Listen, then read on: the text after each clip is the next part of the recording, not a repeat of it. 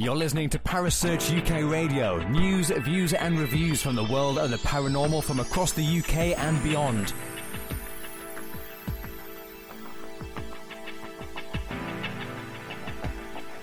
Find us on Facebook, Twitter and the World Wide Web. Parasearch UK Radio.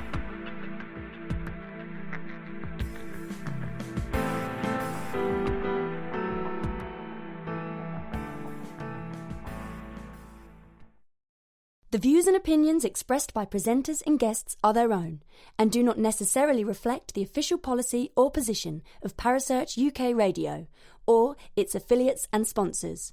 Listener discretion is advised.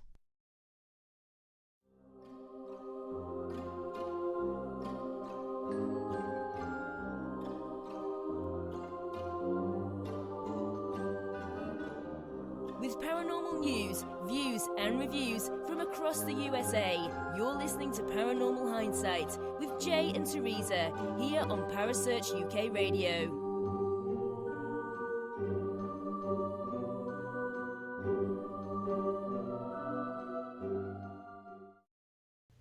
Good evening, everyone, and welcome back to another week of Paranormal Hindsight. I'm your host, Jay, with my co-host, Teresa. And we are absolutely wonderfully blessed this week with a wonderful guest, one of our dear friends, one of the people that I absolutely look up to and respect, probably one of the biggest people it's an influence in my life in the paranormal field, Mr. Christopher St. Booth. Welcome to the show. Well, thank you very much. How are you guys? Oh, wonderful now that I'm talking with you again. Oh, you're such a sweetheart. Thanks to your influence, trust me. Very much so. You was one of the people that actually showed me that my family grew up with the old ways and redneck customs and stuff, and the manly man. And you showed me that to be a man, you can also have a kindness of a heart and show that openly and not have to hide it. So, thank you for that. Oh, well, God bless you. I think that you are hands down one of the kindest, sweetest, have the biggest heart of anyone in the paranormal right now. That and his wonderful, beautiful wife, Rachel. Yeah, well, that goes for that. They're a wonderful, powerful, wonderful. You guys are powerful. It's really a human thing. I mean, it's like, I think you almost could really get rid of the word paranormal in some senses, because if you believe in life, I think you have to believe in, what I do anyway, the afterlife, in the sense that when you become very spiritual or conscious, you start to realize, that great feeling of meditation and that great feeling of calmness and love and peace. And to me, that goes hand in hand with the paranormal, because, complete peace when you pass compared to, being in limbo or purgatory or that sort of situation is like life is here, where you're either a happy person or you're a troubled person. And it's kind of replaying, when you move on. So I think it's really important that you have your shit together here, so that when you go there, you're going into the right place. Well, if that's part of the requirements is having my shit together, I'm going to be in limbo for a long time. Now, for those that don't know, if you don't, you're absolutely lost in the paranormal field, because Christopher's shot some of the absolute most wonderful paradocumentaries that I think I've ever seen in my life. Children of the Grave 2, Haunted Boy. I mean, just... Well, I'm not, and this is bad on my part, but I'm not one to sit and watch documentaries, but I love their documentaries. They have so much passion, and it comes through in them. Well, thank you. I mean, I think it's just a form of expression, it's funny because when you're reading your reviews, I mean, the old saying, don't believe in your good reviews, because you have to believe in your bad ones as well. But what I realize is that you just go and all you can do is everybody's, a form of a storyteller, and they tell stories different. And I think the most important thing to be is a connection. So when you're telling a story, you need to be, down to earth and connect with the people you're trying to talk to. And I think when we went ahead and started doing our documentaries, it was just another form of, us when we were in the music business, creating like the ultimate Pink Floyd album or the ultimate, remember the old progressive rock albums like Yes and Alan Parsons, and these albums that were very story driven, and they had themes in them. And when it came to doing a documentary, it was the same concept. I remember always writing the music first and then actually editing the documentary dialogue to the music so it flowed like a poem, and that's then then you put your signature on it and say, okay, now we can move on, because this is the expression that we feel, and we hope that other people feel the same way. Oh, and it definitely does. I mean, it touches, it reaches into you, and not just into your mind either. It reaches into your heart when you watch these documentaries, because it's so well laid out, and the stories that you guys tell and all of it is so humanistic. You actually take it and show the true human side. Like you said earlier about take the paranormal out of it. You really do. You take the paranormal out of it and you show a human story. Well, I mean, everybody out there, I'm sure that's listening, and I know you guys have gone through it. The whole concept of paranormal has changed in a way. I mean, I have, I've written a few books, and I'm working on a couple more. One I'm working on is, I'm calling it P2H, which is prescription to happiness.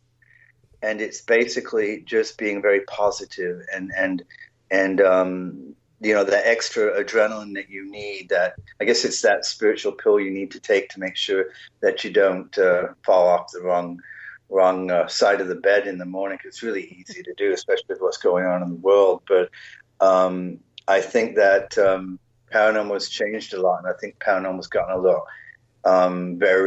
it seems to become very unimportant compared to it was when it first came out. And like the history of ghost hunting, there's a book that I had gotten that I'm re-releasing and adding to it. And it was written in 1878, and it's pretty cool to read what they did back then in the paranormal compared to where they are today. And I think where they are today is about running around acting silly and just having a TV reality show. And I know we've talked about it, for years. You guys, we have both talked about it, and it's still going on. It's still getting stupid and silly. I read today that, who's a good actor, Rob Lowe, and his children are doing a new paranormal show for A&E. And it's because he connects with his children about strange tales. And you've got to wonder, how much is that really true compared to how much that they think that his likeness can sell the show? Right.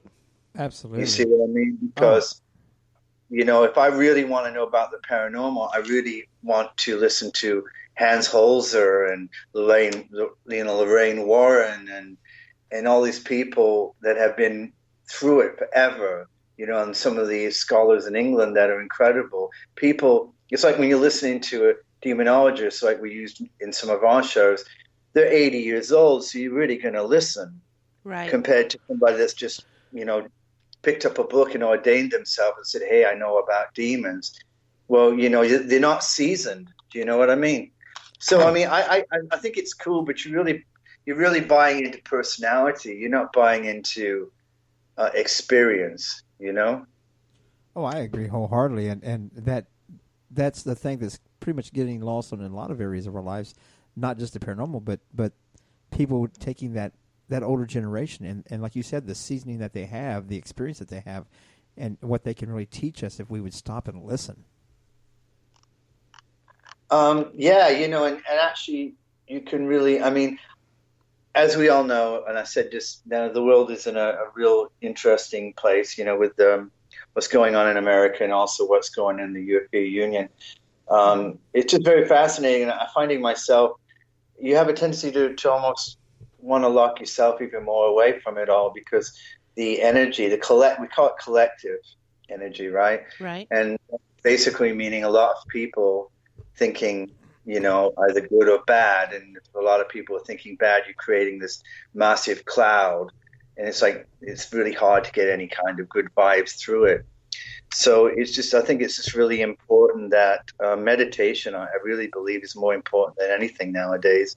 And you can meditate for 10 seconds, or you can lay down for 10 minutes to even an hour. You don't have to, go to sleep or anything. You just need to calm your mind down and focus, even listen to some great music that puts you there, and just lock on to what you really want to get out of, that moment of what you're going to do in your next part of your life.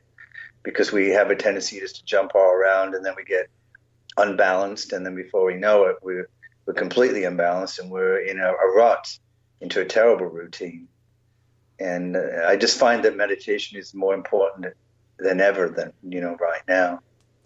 And that's something I'm learning how to do yet.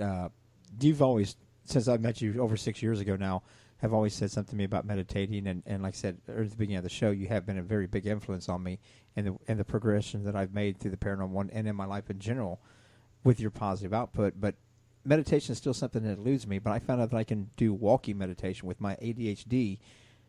I actually work better that way, but it's starting to rotate now to where I can use music. The one thing I can't do is a guided meditation. I can't do that. I got really tickled. I tried to get him to do a guided meditation, Christopher, and I put it on for him, put the headsets on him, made sure he was comfortable, and he's laying there, and then he goes, if that guy would just shut up, I could do this.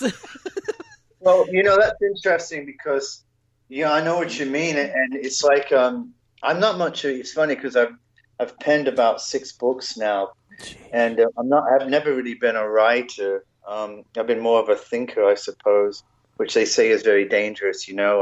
I think, so therefore I am. You better hope you're thinking the right thing. Right. But when I started into meditation and guided meditation, as you call it, it was actually more, I started with Saint Germain affirmations. I have a being of by purity, God's desire, which is supposed to be a lot more powerful than the Om Mani Padme Hum, which you're supposed to say 108 times, and you're supposed to get complete bliss. Well, you end up usually giving after about 52, and if you lose count, you're never going to make it to 108. But the affirmations is interesting because when I tried that, and what I'm trying to get at in this kind of a long concept is that if you don't connect with it from the beginning, it's not going to work. Right. And there's nothing wrong with that you're not connecting to it. It just means, well, this for some reason you're not connecting to it, so it's not for you. When I'd listened to Eckhart Tolle, I connected to it, and that's the only reason it worked. And I wasn't much of a reader, so I listened to his audio tapes, and they were very, wow, this guy knows exactly how I'm feeling. And he, of course, his books start out with, I hated my life. I hate my life, realizing there's 2 people, because he hates his own life, meaning he can hopefully change his own life by, not letting his inner part control himself, but his outer part, so to speak. So I think, Jay, you just need to find whatever, and that could be anything. And as silly as it sounds, it could be watching a television show. It could be whatever. It's just whatever that works for you. I mean, I listen to a lot of majestic music, whether it's Game of Thrones soundtrack or Tudors or, different pieces of soundtrack. And it's like, as you know, I do photography, and I feed my art that way. And I just feel so strong and so healthy.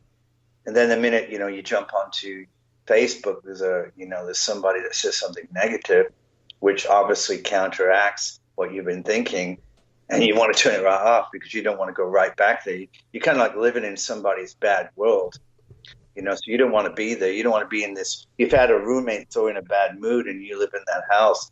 Now you're going to be in a bad mood. Oh, it's kind of like living with Teresa.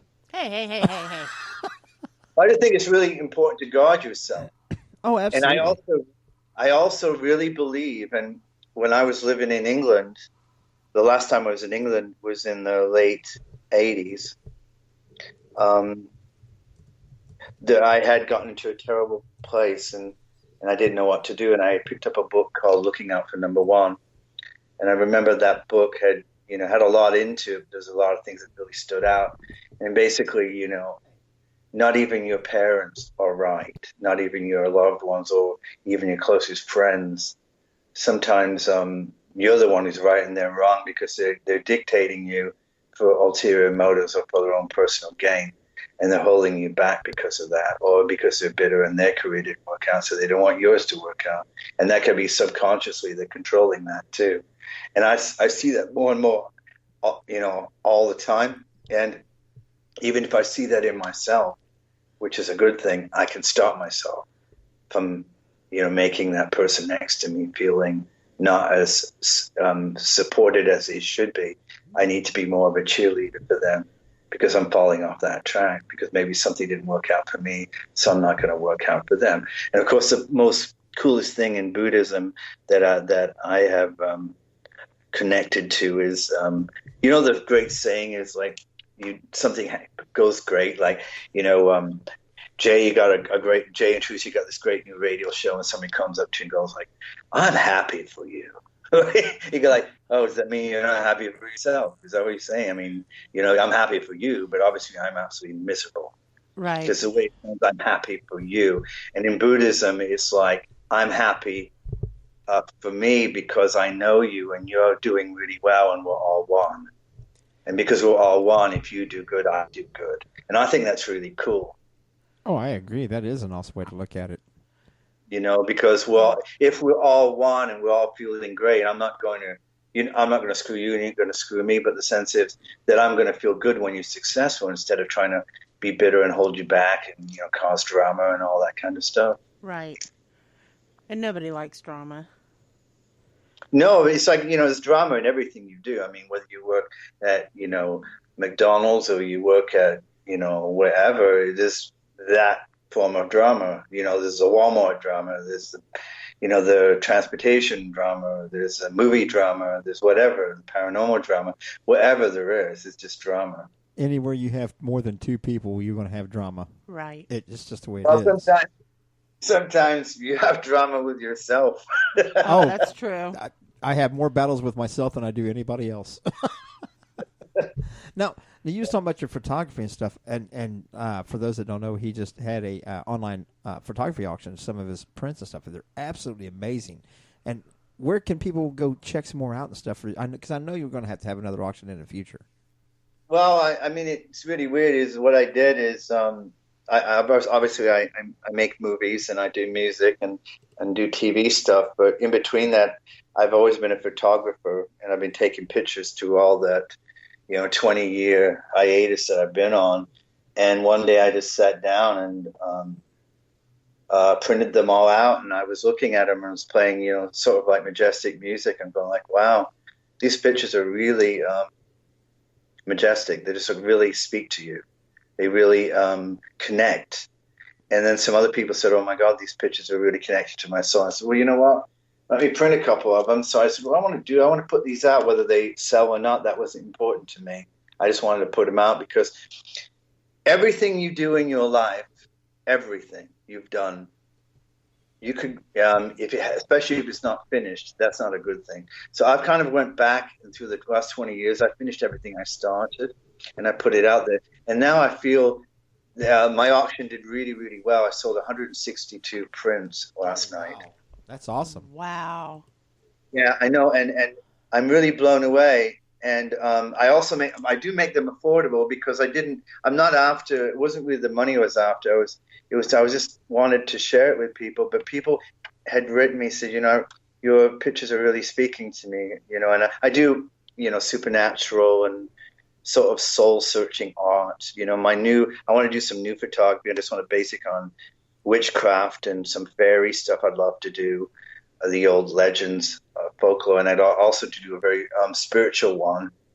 I really am very much into that. But it went so well, and it made me feel really good because all these pictures that I spent a lot of time doing for the films Spooked, The Possessed, Children of the Grave, and they were cover art. There were some of the the stills that I took and were submitted to the state TV stations. They didn't use them. They end up using their own art, which is usually pretty crummy.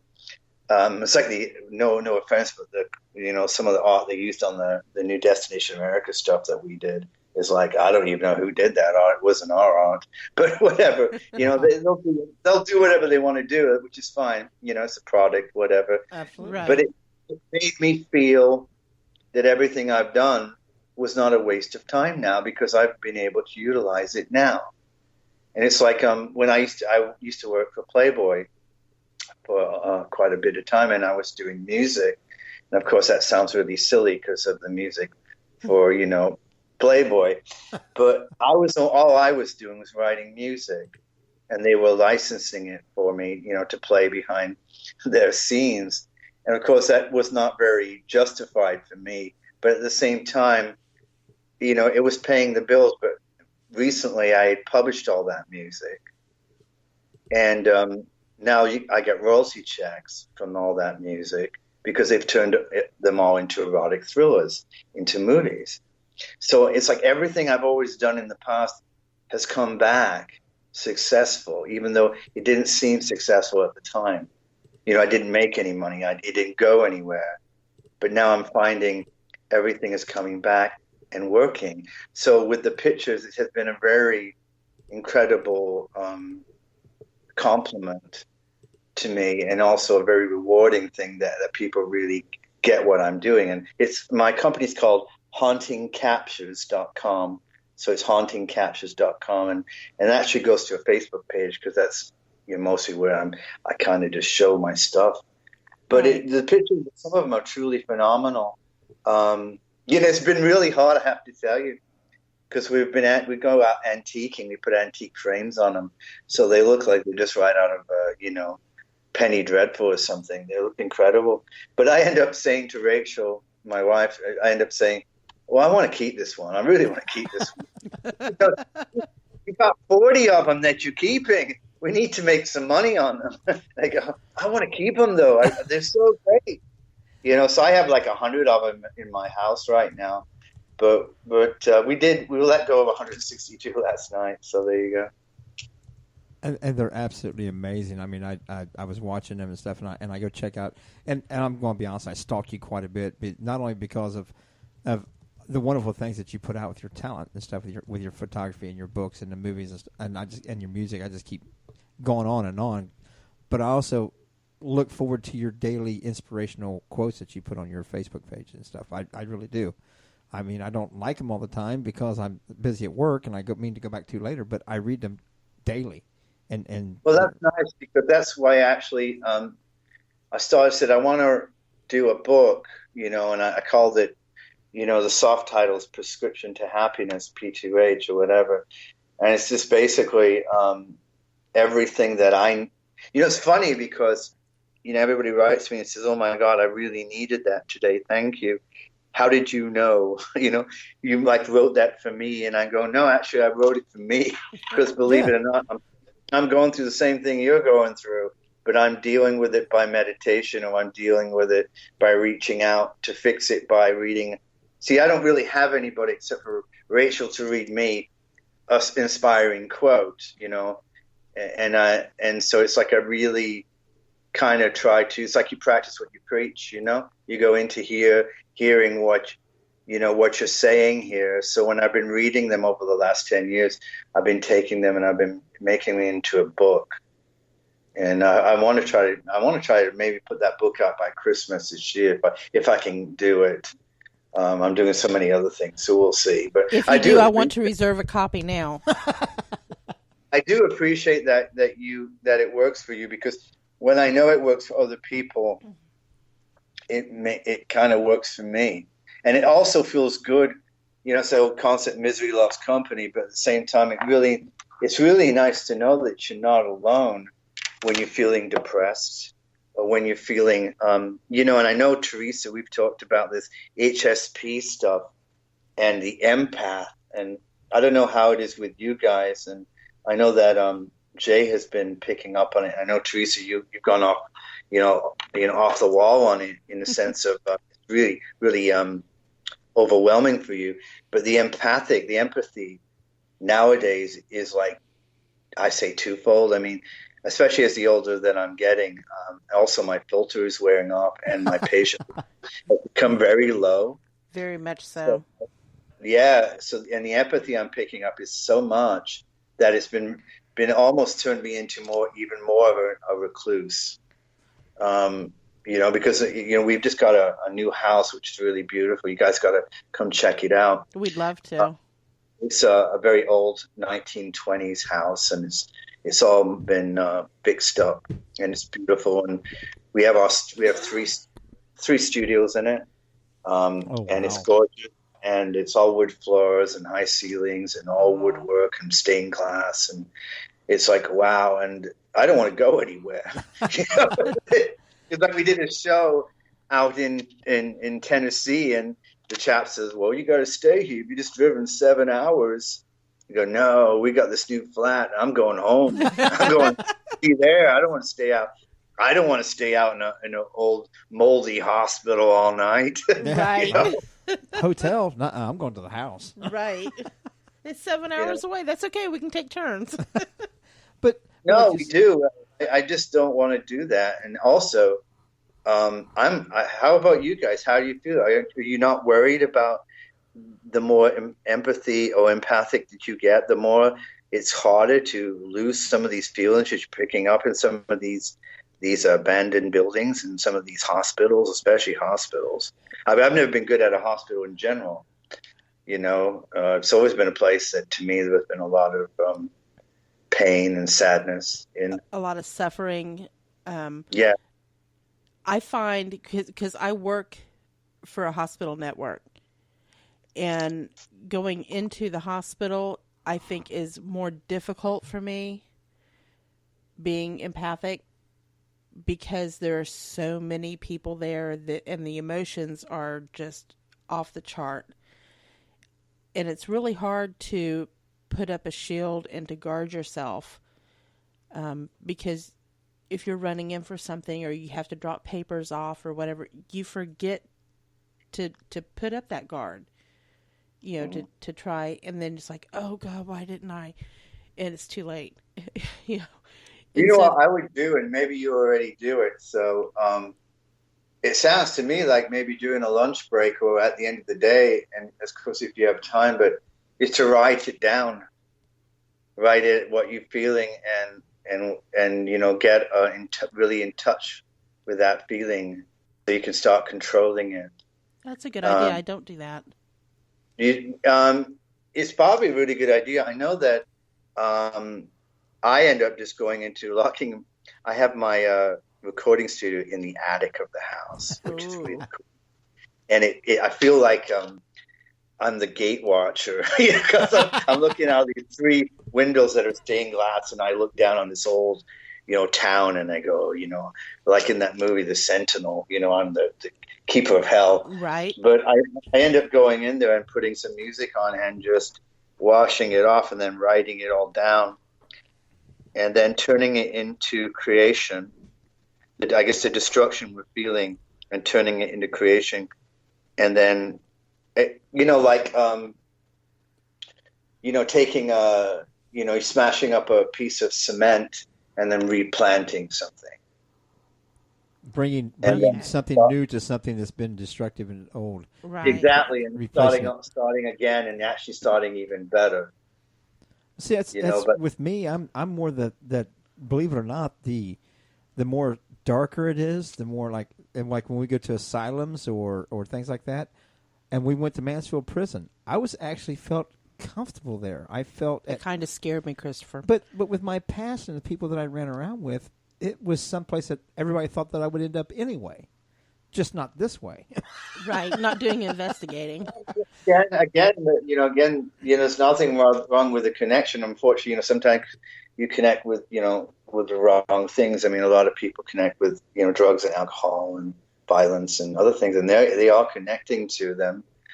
And God who knows what makes you tick, is what the code what turns you on, what floats your boat. But it does. You have no, like for instance, I had an incredible fascination with Jesus and the crucifix, and I don't know why. When I was young, I always stared at the crucifix. It's not like I'm, a freaky, God person. I mean, I do believe in it, but I'm not like a freaky person about it. But I just know that I stared at it, and I don't know why. You know, and I stared at Shiva, you know, the Indian god, which is creativity, the third eye, and I don't know why, but I stare at it, and to the point I have statues of it, and I don't know why that I connect with. Prison would be a cool thing for me. I don't think I would pick up. I would probably pick up confusion, maybe violence. I don't think I would. I think it'd be very exciting, and I've never done the prison, and I've always wanted to. I was supposed to do Chris Deadman's show last year, but I couldn't because of my son Gabriel I had. But I really wanted to go there, and I was supposed to do Virginia's Moundsville Prison in the summer this year. Oh, that'd be exciting. Yeah, I think it's a Paracon. It's for one day in June sometime, mid of June. It's not that far to drive, Teresa. We make sure you put up a guard when you go in. Yeah, I mean, exactly. I mean, but see, I guess I come from it from a documentarian level or a writer. So I'm taking it in and processing it. And as long as I can, again, sit down and write it out, if you don't, then that's like cancer, and it'll grow and it'll probably turn into a very vicious disease or whatever it is. I mean, I had interviewed a bunch of people that worked as main security for prisons, and I said, you know, and then they ended up going home and abusing their wives and children because of the stuff they went through, you know, in the day. You know, they became bullies. They became very, you know, I don't know how compassionate you can be doing that. Some people obviously take the job, but because they want to be a bully, you know, or whatever. But imagine working with that every single day, then going home and then trying to deal with some kind of a, you know, compassionate life. Just not for me. Obviously, just not for me. I just don't want to be around it, and I don't think I have to be around it. Well, and I don't think you have to be around anything you don't want to be. Oh, I agree, and I think more with me is every time I've ever been to a jail or a prison, I felt at peace because, in my opinion, this is just strictly the way I interpret it for myself, is that I avoided that life.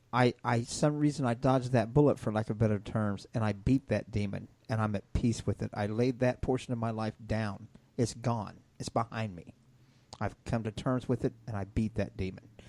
So it doesn't fear. I don't have fear of it anymore. Used to, it was a consequence for my actions. Now it's something I walked into my own vocation, and I walked out. Well, I think that's awesome because a lot of people don't come to terms.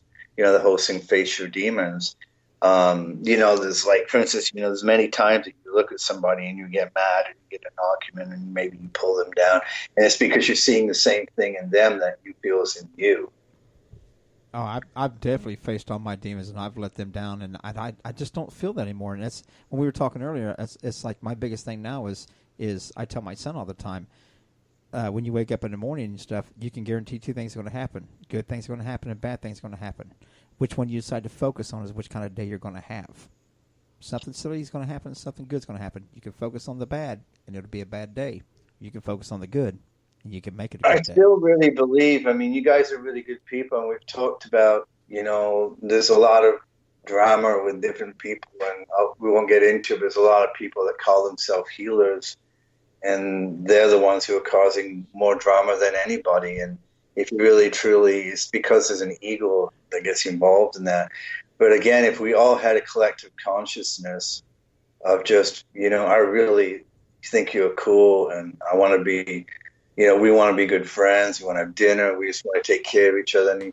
And you know, well, you know, what I don't have, maybe I can help you. And what you don't have, whatever, and share. And that big collective consciousness, if everybody thought that, think what would happen in this world. Oh, the positivity would be unstoppable. Right. It truly would. You know, it's just like putting a wall up, you know. Anytime you put a wall up, someone's going to try to break it down. And then for the people that can't get over that wall, think about the energy it's putting on both sides. It's like it's going to put such a tension that one day it's just going to blow up. It's going to break. Oh, absolutely. Mm-hmm. Absolutely. Go ahead, Teresa. No, I was just sitting here thinking about that, about what he said about all the tension and what tension? I don't have any. At some point, all that tension is going to explode. I've become. It's going to, and the sad thing is, with what's going on today, it's pointing as something that is going to be very dangerous for a lot of innocent people as well as just people involved in it. Maybe a World War III or some sort of thing. But what's going to happen is, it's like when you screw the environment up, the environment is going to pay back. It's going to need to it's like, again, putting that cement down over the grass, and the grass is trying to grow through the cement to the point that a blade of grass can crack cement. It eventually does. All seen that little rose coming back through the ground. Oh, acres of concrete. You see that one little dandelion right in the middle of the thing going, I'm still here. Right. And then guess what? Down. And then, your driveway's gone because it starts cracking. Yep, absolutely. Now your driveway's gone, and then you start complaining, whining. Well, that's because, it's not supposed to be there. This is what it's supposed to be, and what's going to happen is the environment, the world's going to have a way of turning itself around, and obviously it could be not very cool what might happen to create it to reform itself, to rebuild again. So if you're in a very conscious state and you can understand that, then maybe it's not so negative, and you understand what's happening in this world and why there's this political problems of, such a divided, and truly is a divided, more than ever, a divided thing where people are taking sides in either way. And I can understand both sides too, I really can. But the thing is, it probably is supposed to happen because something has to change. And nothing was changing. And nothing changes without controversy. Exactly. And what's going to happen now, whether it looks terrible or bad, you can bet on one thing. It's going to happen. It's going to change. Oh, absolutely. I agree with you 100%.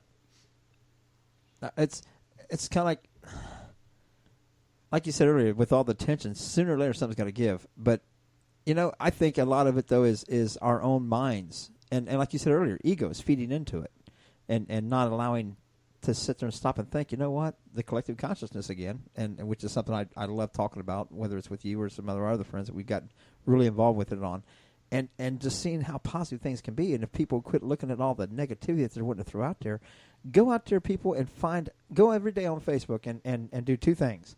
Go to Christopher's page and read one of his thoughts of the day, and go find one positive news story somewhere during social media, and I guarantee you it will change your entire day. Well, the thing is unfortunately, you can put a positive something on your page, and you can get maybe 42 or whatever likes, and then you put something negative on it, like, I just blocked that person, what a dick, da da da, and you get 800 likes. Right. But people, it's a default, as I understand, this negativity and this fighting that's inside you is a negativity. And I just, I just think that is it so important? I mean, here's a question: is it so important to be the majority anymore? I mean, we all realize in the television business, your show gets canceled if you don't have so many people watching it. But say the good TV shows that I love always get canceled because nobody wants to watch them. But I think they're the best with the really big shows that everybody watches. I don't particularly care for them. That's never read. Yeah, and the thing is, so as long as you're happy with yourself and you also make a living doing what you want to do, is it so important to be number one? Well, you got me thinking now. I want to do a social experiment because this won't air until tomorrow evening. So when I get off here, I'm going to go in there and I'm going to make a big post on Facebook about how I've had it with somebody. I'm absolutely disgusted with it. I can't take it anymore. And I want to unfriend myself and see how many people like it. I'm going to. Just because it's funny. But everybody's going to know that you're going to refriend yourself in a couple of hours. Isn't that how it goes? It goes, you know what? I'm just done with Facebook. I'm just going to get rid of I'm deleting all my friends so nobody can even see this post. Right. Right. Well, I'm back. Well, it's like then within an hour, Well, I'm back. Well, the other day, and I made some people mad at me, and they sent me a private message. They're like, dude, why'd you unfriend me for? I'm like, well, dude, every time somebody puts that up there, they're like, well, I'm cleaning out my friends list, and feel yourself lucky that you made it. I'm like, bye. Why do you have to announce that you're doing it? If you're that disgruntled with your friends, then why are they on your friends list? And if you're that disgruntled, then why don't I just go take myself out of the picture now and save you the problem? Well, because ego. A lot of people use it as their diary. Like, hey, Facebook status, I'm brushing my teeth. That kind of stuff. But at the same time, it seems like they're reaching out. But the problem is about reaching out is that it's a very dangerous thing, because like Facebook, I think it keeps your information for 7 years. So you can literally find what stupid thing you've done 7 years ago. Like, oh, I threw up and got drunk in this bathroom, and oh shit, I did that 7 years ago. I don't want anybody to know that. Right. Well, we put it on Facebook. Everybody knows it. Everybody knows your business. Yeah, and so I think it's even more important that you should not put anything up there that you don't really want people to know. Would you want your parents and your family knowing? Yeah, well, I mean, sometimes I do it on purpose because I just want to see a reaction. But it's like, the Beauty and Beast thing. It's like we're really dying to go see that gay porno, Beauty and the Beast, right? And it's so silly because everybody's freaking out about this gay character, but nobody talks about the fact that the chick is doing bestiality. Right. It's like exactly. Exactly. That's acceptable. That's acceptable that she's with a beast, but there's a gay guy? Oh, can't have that. It's absolutely hysterical, and you're just going like, my God, and the mentality, and I understand, they're doing on the word of religion, but then again, we all know that the Bible is more of a man-made situation than it really is based off the original teachings or whatever. But I could just imagine if I wrote something like that on Facebook, all these people would challenge me, saying, well, and then even the gay people would say, yo, you're doing this, and I'm going like, no, it's a point. It's so silly, and let people do what they got to do. As long as it's not hurting people, it's really silly. I like that one statement I seen one time on there that says, don't judge people because they sin differently than you do. Because we all do. We all. Again, it's what works for you. It doesn't mean it's going to work for me, and we don't know it. And also, how people have been brought up and grown up, we don't know what they've gone through to turn them into whatever kind of people they are today. And sometimes they just need, somebody that really to give them some really good advice. And unfortunately, there are not some of those people that are there for you at the right time. Oh, I was definitely not the person that my parents raised me to be. My parents raised me to be a very quiet, conservative, Southern Baptist Christian, and that's nowhere near where I turned out. Well, I'm Church of England Anglican. We rape and we pillage and we burn. Okay. and then you come over here. Yeah, I mean, it's funny because the Church of England is very fascinating. I'm sure I'm going to get some comments about that. But the thing is, I really didn't understand Anglican until I watched the TV show Tudors. And they explained to me that, oh, I get it. He wanted a divorce, and so he made it up. He said, well, you can get divorced now. And this is the Church of England.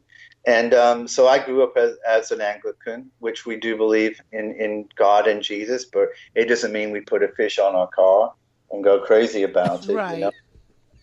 And also, you can see it. It's like, most people turn to God when, they're in trouble, Oh, but he's there all the time. Absolutely. He's all there all the time. It's like, well, he's just like, anytime you need him, he's there. But the point is, I believe my belief system is that old saying, God knows I'm good, which I think is a really good saying, meaning that inside, and this is, I really do believe that you don't need to speak for him to hear you, because if it truly is that universal connection, then you are connected. And so they can know that if you're everybody does something wrong. Accidents happen, but it becomes a premeditated thing. That's where it crosses the line. If I accidentally hurt somebody, but I didn't really mean to, I don't think you're judged for that. But if you go out and say, I'm going to do this and I'm going to hurt somebody, then that's a different thing. And I think the ultimate source of universe knows that. He knows your ulterior motive. Even though you can sin, you can drink, maybe you can do some crazy stuff, but it sometimes shit happens where you get put into that position and you have no choice. I don't think you need to be judged on being unconscious, meaning at that time I did it and I wasn't really myself, but now I can see it and I feel so bad. And then you have those people that will not forgive you. And unfortunately, the only thing you can do at that point is you need to get away from them because they're not willing to forgive you, even though you forgive yourself and you need to move on. But they'll keep reminding you, but I remember when you did this, well, that's not me anymore, They got a long list of my past. But I didn't hurt anybody besides me. Yeah. I beat the hell out of myself. Well, maybe is yourself forgiving yourself? Absolutely. Like I said, I carry no burdens anymore. I truly don't. I mean, like you said, there's some drama going on with some people that have drama with us, and I truly feel even with the ones in the past, I have no guilt. I have no animosity towards them. I wish them the absolute best in their lives. The only thing I wish for them to do is leave me alone. Leave me and mine alone. Don't be hateful. Don't be ugly. Just leave us all alone. I'm really proud of you guys because of the direction that you've gone. I mean, we've talked about it.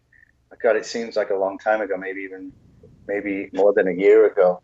But I'm really proud of the direction you guys have gone because something was holding you back and you made the decision and you did it. And I think you questioned it at the beginning, but you found out now, oh my God, I wish I would have done that sooner, Oh, yeah. And of course it happens. You can only do it at the right time, no matter what you do. Otherwise it won't work out as planned. And the thing is, it's pretty cool is when you get into a position where you can actually understand, you can see those other people realizing how silly they've been or how they don't really know what they're doing and you don't even hate them anymore, or you kind of go, wow. Oh, absolutely. You get to the point that it doesn't matter. No, it doesn't. And you don't want to ever go back. And if you find yourself thinking that, then you need, to wash your soul out, in the sense where, it's like spending too much time on Facebook. You end up picking up some people that are negative that could be your friends or family, and then they're always whining and complaining. And no matter how much, God, there is nothing worse than somebody that won't listen.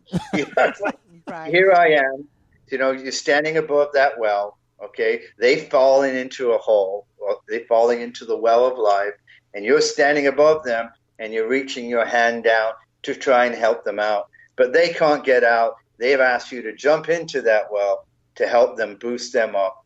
So you do, and now you're stuck in that well too. So you can't jump into that well. You have to let them get out themselves, but you can lend a hand. But if they don't grab your hand, you're not jumping in that bloody well. And I got to say that you, whether you know it or not, did lend a hand to us. And where we're at now with what all we have going on is due to the way that we changed our direction and changed our way that we looked at things. And then with wonderful people like you and Callie Sherrill with the energy work and the power of positivity and feeling the energy and stuff, and people that we've immersed ourselves around are also positive, that you're right. I don't want to look back at the other direction. And I wish the other people would just, whether they like me or not, just grab hold, because it's a positive ride. And if you just go with it, don't try to always, you got to make things happen, but you also got to allow things to happen. Exactly. Well, thank you very much. You guys are beautiful. And the thing is, what hurt me, in the sense of it, and I'll just keep it vague, but when somebody says, you don't have the power to be a healer, you can't do that, you haven't been trained, you haven't done this. Well, who is anybody to tell anybody that they can't do what they feel truly in their heart, by the way, in their soul, that, and it it floats their boat to do it, meaning that I feel really good when I'm doing this. So there's your sign you're in the right direction, that it makes you feel incredibly higher than any drug in the world when you're doing this thing. And then somebody comes and goes, well, you can't do that. You can't sing. You can't dance. Watch me. But Yeah. You know what I'm saying? Yeah, well, what?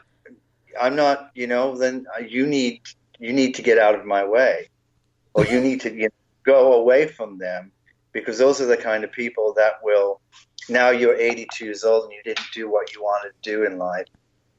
There are so many people that I know that I get very frustrated with, and their family, in some family, that they don't listen. And you see it all the time. Mm-hmm. And it's not saying that, I'm right, you're wrong. It's just that you can see clear, because it's a pattern. Oh. And you can almost call the shots of what they're going to do next. Like, how did you know? Well, I kind of do know, in that sense, right? What? And all you can do is be there and be cool, but at the same time, it cannot, if it's hurting you and your growth process, 2 steps to heaven, every so many years you're taking those 2 steps to heaven till you get there. Imagine if that gets stunted.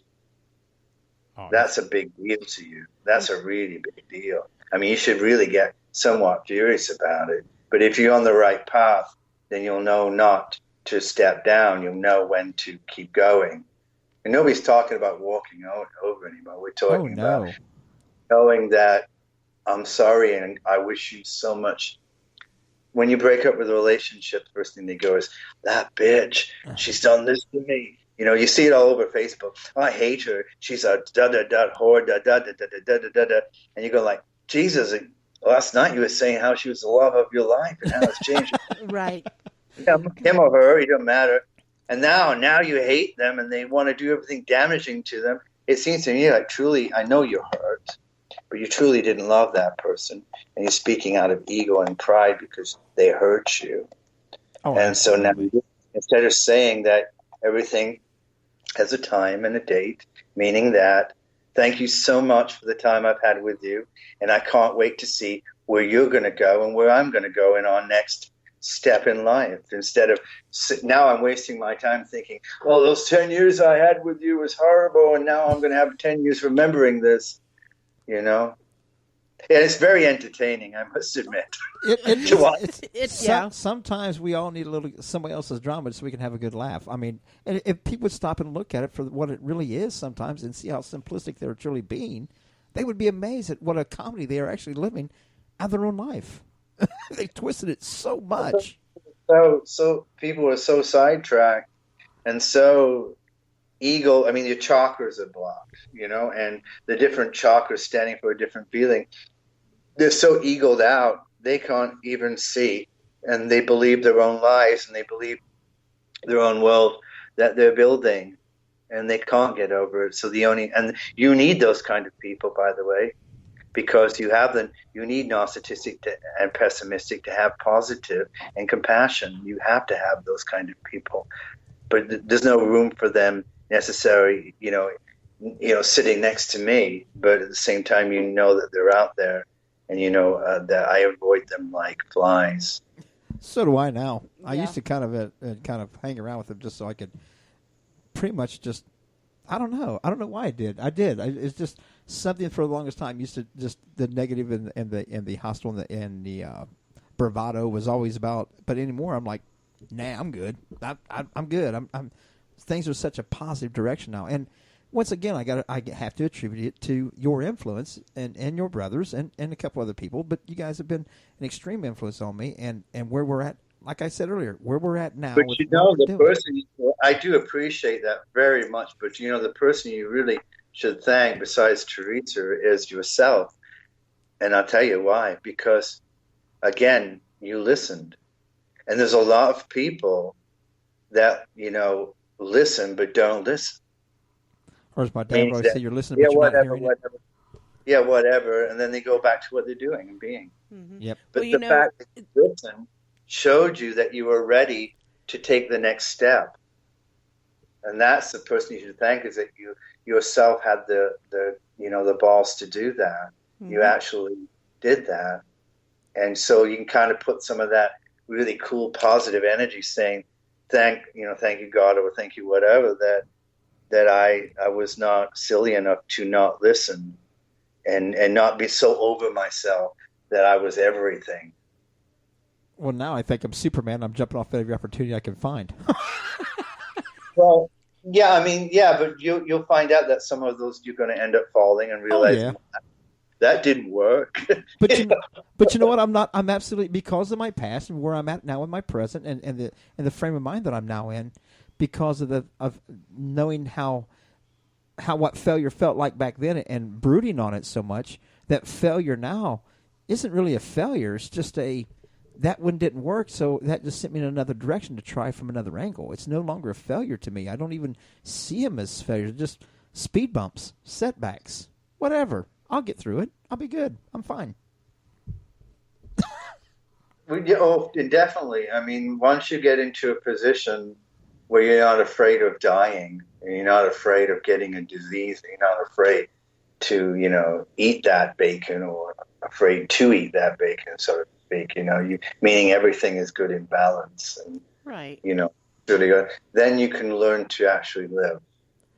Well, you also have to learn to live to make yourself happy. You can't please everybody else. I only got to please a few people.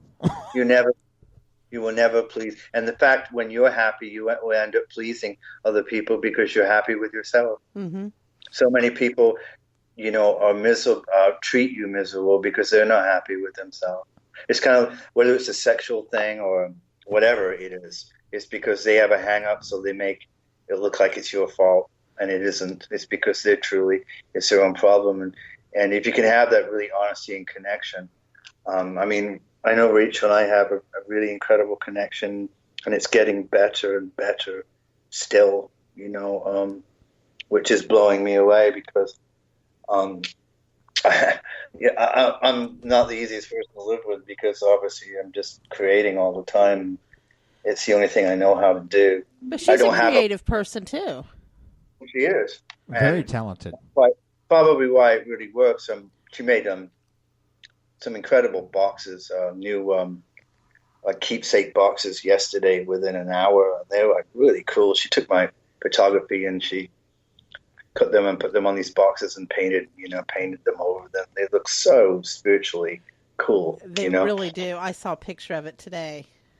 Yeah, it's really cool stuff, and that's really cool. I mean, that is like an expression, and if you're not necessarily a creative person, then you can do that in the way you treat people. I mean, you can be a great artist by being just really nice. Imagine if you died tomorrow, the best thing you could ever die, and what be written on your gravestone is, he was a nice guy. Oh, absolutely.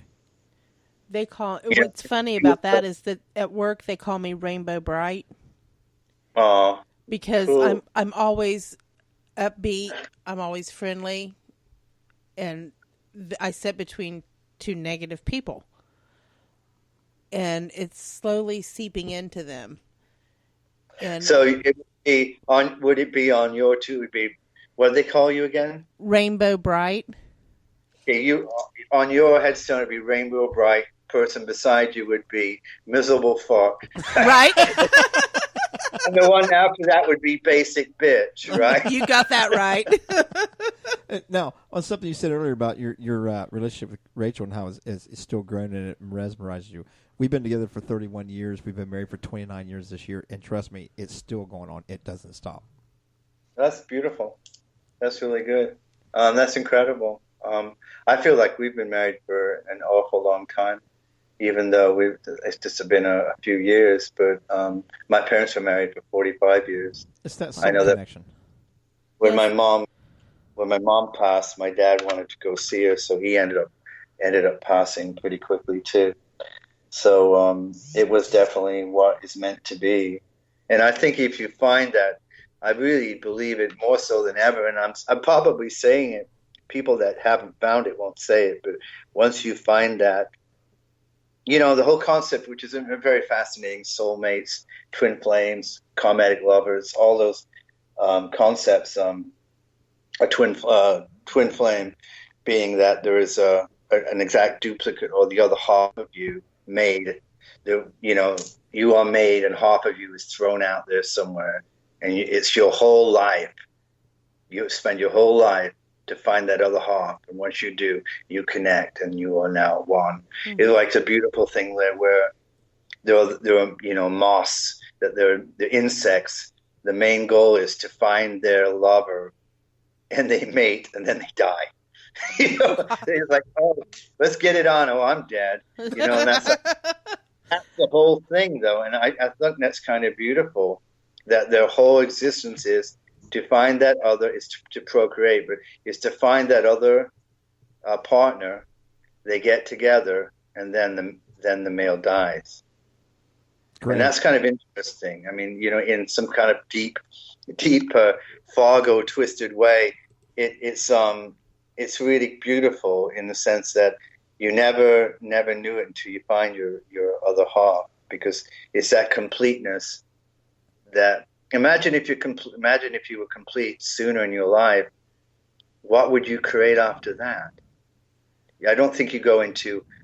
I haven't really thought about it, but you don't go into autopilot. Now, hey, I'm all satisfied, I'm comfortable. Now I'm going in autopilot and just, put my feet up on the couch and watch television because I'm comfortable, which is a danger too, by the way. Being too comfortable is dangerous. Oh, absolutely not. You switch into another adventure. Trust me, it's just one adventure after another. It's been for 29 years, 31 years.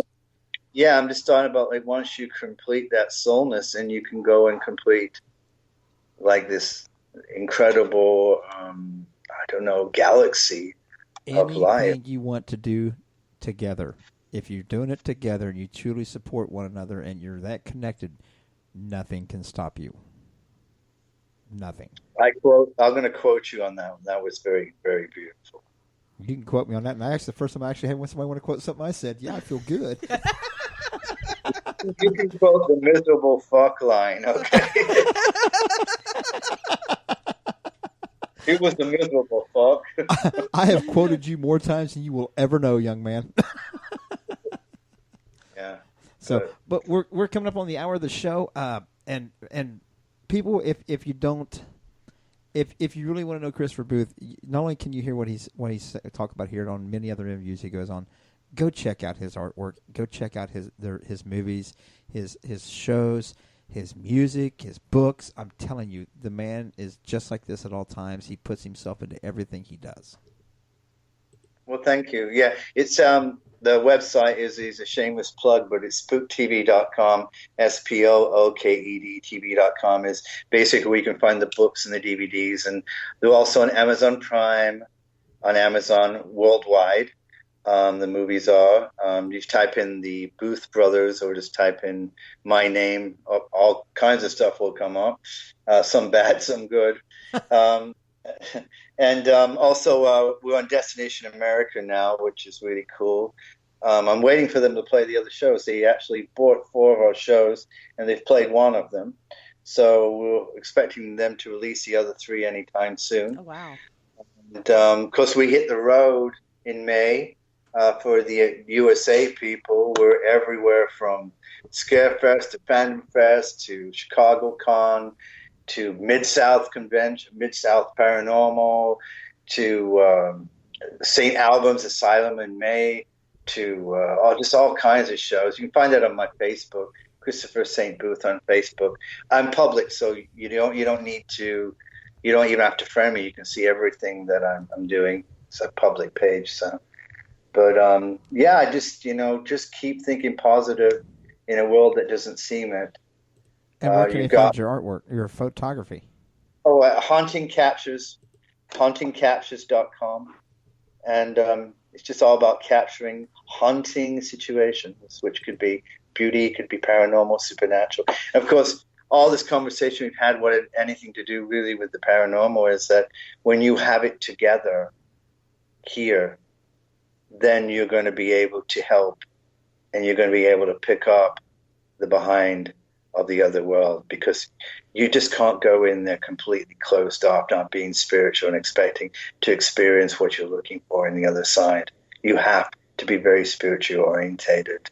Well, we went on to a ghost hunt recently, and there were some very beautiful people, and there were some also very silly people talking about some really strange things that just seemed really television-like. It was very entertaining, to say the least. But I just, I go in there to feel the vibes, and I think it's just experience. It can guide you that way. And then you also know where to put your tape recorders and your cameras, because you're feeling it, and you need to feel it. I agree with that, because if you feel it, you'll know where to put things to capture. I'll never forget the first time we did it, when we did Spooked and Death Tunnel. That still, haunts me in a good way. It opened my eyes to, give you goosebumps knowing that there's something else out there than what they're feeding you on, as seen on TV. I love that slogan, as seen on TV. but yeah. But please, everybody, go check out all those locations to find out more about Mr. Christopher St. Booth, and he's absolutely a phenomenal man and a great inspiration, and his work is unbelievable. Christopher, I want to thank you from the bottom of our heart for coming on and giving us some of your time tonight. We appreciate it so much. Well, thank you so much. It's been just really busy week putting this picture thing at this art auction out. I wanted to take time to talk with you guys. It's been a long time since we've spoken. I look so forward to seeing you guys. And we must, maybe it's Mid-South might be the first one, but we must break away and have the four of us have dinner. Absolutely. Oh, absolutely. And you know what? We may just break away and show up at one of the other events that you're at, just to pay at the door and come in and see everybody. Well, sounds lovely. Well, thank you for having me. Thank you very much. And everybody, thanks you for listening to us and all your support. We will see you next week. Thank you.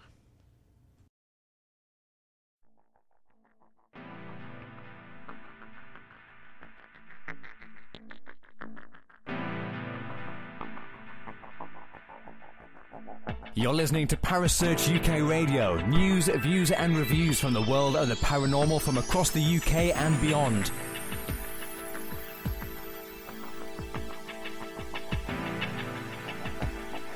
Find us on Facebook, Twitter and the World Wide Web. Parasearch UK Radio.